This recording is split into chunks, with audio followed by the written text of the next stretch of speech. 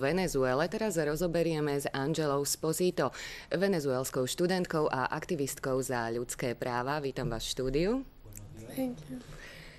Celý spor vyvolala sobotnejšia operácia kolumbijských jednotiek na území Ekvádoru. Z akého dôvodu sa do tohto konfliktu zapojila aj Venezuela? Bien.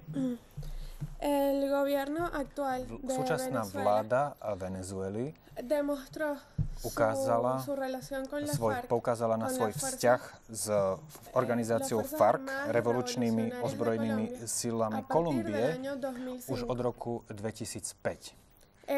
En este momento, Od el tohto gobierno momentu colombiano kolumbijská ha obtenido vláda pruebas de získala todo lo que dôkazy venimos denunciando desde o hace všetkých unos años. činoch, ktoré En tres boli urobené computadoras počas týchto del rokov. Objavilo sa na troch guerrillero počítačoch fallecido.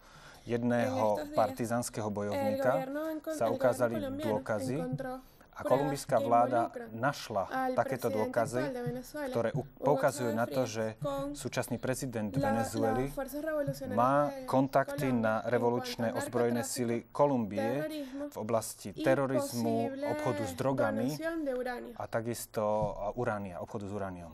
Čiže predmetom sporu sú styky s organizáciou revolučné ozbrojené sily Kolumbie. Spojené štáty a Európska únia ju považujú za teroristickú. Aké sú vlastne ciele tejto organizácie? Bien, los objetivos de esta Ciele organización tejto organizácie claramente se manifiestan sa del tipo ukazujú terrorista y v narcotráfico.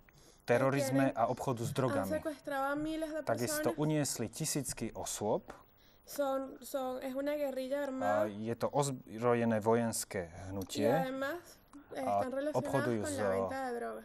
Obchodujú so Actualmente zbraniami, Venezuela ako aj s tienen drogami. sedes V súčasnosti para adoctrinar, zaberajú rôzne územie además sedes aéreas a takisto bases majú aéreas para facilitar su narcotráfico. výcvikové Por lo tábory, tanto, kde el cvičia gobierno svojich venezolano ľudí ha sido de cierta forma complaciente a con prezident este movimiento Venezuely je guerrillero. istým spôsobom asociovaný a spájaný s týmto revolučným hnutím. Keď má toto revolučné hnutie aktivity, aké ste spomínali, čo sa proti nemu robí, aby sa tieto aktivity eliminovali? Bien, hace poco realizamos una Už marcha istú dobu pacífica en contra de konáme la FARC. mierový pochod, Sin mierové embargo, hnutie en proti Venezuela FARCu, no proti tenemos týmto un revolučným respaldo silám, legal. avšak Todas nemáme las instituciones právnu podporu všetkých que inštitúcií anteriormente eran democráticas, vo como los Venezuele, ministerios, ktoré el by Tribunal boli Supremo de demokratické. Justicia. A ako nemáme podporu napríklad Ministerstva spravodlivosti, Están parcializados hacia el régimen. ktoré Por lo tanto, no sú tenemos spojené a quién s acudir vládnym režimom. para Preto je colocar este veľmi tipo de ťažké denuncias bojovať y mejorar la proti tomuto situación hnutiu a zlepšiť súčasnú situáciu. Je možné, že táto najnovšia roztržka medzi Venezuelou, Kolumbiou a Ekvádorom by mohla vyvolať ozbrojený konflikt?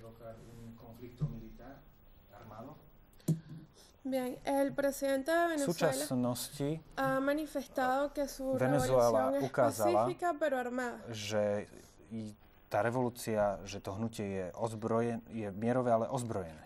Sin embargo, Avšak el día de ayer od ordenó a que 10 tropas včera de las prezident Fuerzas nariadil, Armadas aby venezolanas 10 vojenských se jednotiek zo movilizaran a la Venezuele išlo na hranicu. pero aún las Fuerzas Avšak Armadas no se han ozbrojené movilizado. sily sa nezmobilizovali.